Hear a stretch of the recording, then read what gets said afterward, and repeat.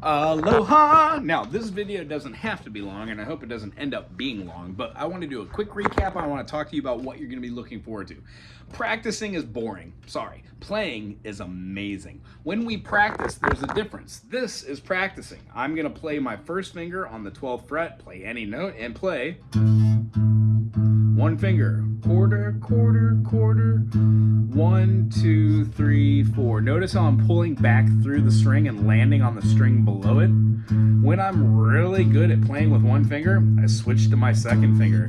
That finger is going to allow me to get some versatility later. Dare I say the third finger will be used, and dare I say again, that pinky will be used. It's super important to get each one of these fingers teched, so this concept of just playing the notes at an even pace comes through. After that, we add stuff like playing two fingers walking the bass. We also speed up the notes to give different influence for rhythms. The idea is we're going to get used to playing triplets. Triplet, triplet, triplet, triplet, triplet, triplet, and get your fingers moving really fast. But the core principle of this is to know spatial differences between your strings, being able to pull through a note and know exactly where you're going down to, and then to use this functionality. Here, let me move in the grooviness of these. Move in the functionality of our bass. Yes, we have a low string. Yes, we have an A string, the E, A, D, and G. I'm playing on a 5 string, has a B or a C, but ignore it for all the things we're doing. When I'm going through this, you'll understand this in this fashion. E string, A string. If I play A, it goes to an A sharp, then it goes to a B, then it goes to a C. We have a C sharp and then a D, D sharp, and then an E. E sharp is an F note, F sharp, G, G sharp, and then A. Heck, if I was going back the other way, I can name those other notes, the ones that are right in between our 7 diatonic, being C, D, E, F, G, A, B, C. In between those, yeah, we have half steps, but the only true half steps are E to F. So when we play, that's a half step. Now granted, playing an E and then playing an E sharp is a half step, E to F. We can name it such if we want to, but I would much rather name this note an F rather than an E sharp. Heck, I could even go G, G flat, G double flat, but there's no point to call it G double flat when you and I know it's an F. So the concept is, over the next 2 to 3 weeks, 2 months, whatever, you set your own pace, go through each string, name the notes. E sharp, F sharp, G, G sharp, A sharp, B sharp, that's a C, C sharp, D sharp, E. Now go backwards and name them enharmonically. Flat, E flat, D flat. We're gonna go down to a C flat is a B flat, A flat, G flat, F flat. F flat is an E. Do that with the A string. You will find that all these notes going up and down, you will begin to see them as being one and the same. E flat is a D sharp. B flat is an A sharp. You will see this through the eyes of the scales because you're going to be playing through the eyes of the circle of fifths. Now here's what I'm going to leave you on.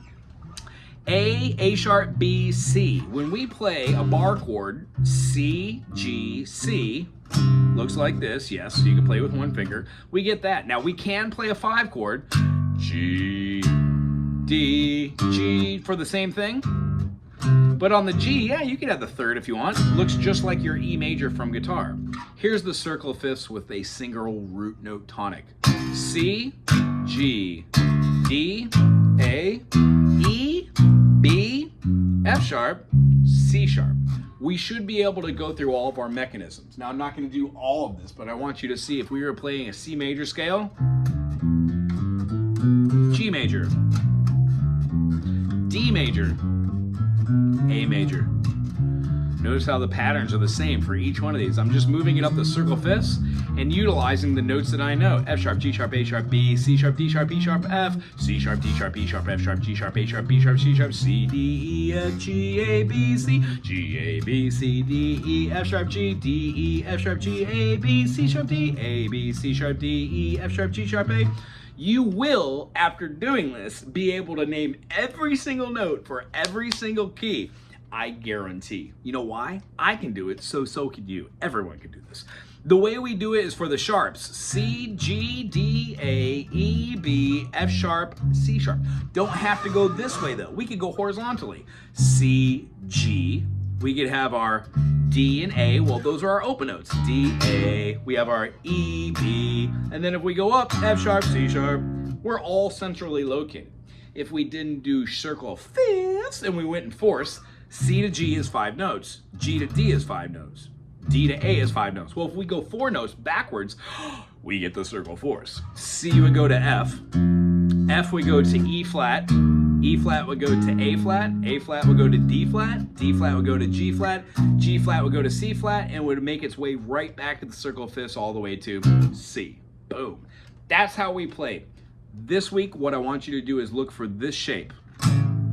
No matter where you see this shape, this is what a major third looks like. A major third is a harmony. 1, 2, 3 notes in a triad. Minor third is the top half. Major third is the bottom. What we're doing in the circle fifths, we're looking at a C and an E, a G and a B, D and an F sharp, A and a C sharp, E and a G sharp, B and a D sharp, and then we're gonna play an F sharp, F sharp and an A sharp. You best it. C sharp's gonna have a C sharp and an E sharp. So C sharp and an F note. However, you will get used to these on your own and I guarantee you can do it. It's very nice seeing you. I will see you next week. Look for those major thirds this week. And I'll put out that little video for In Bloom. Aloha.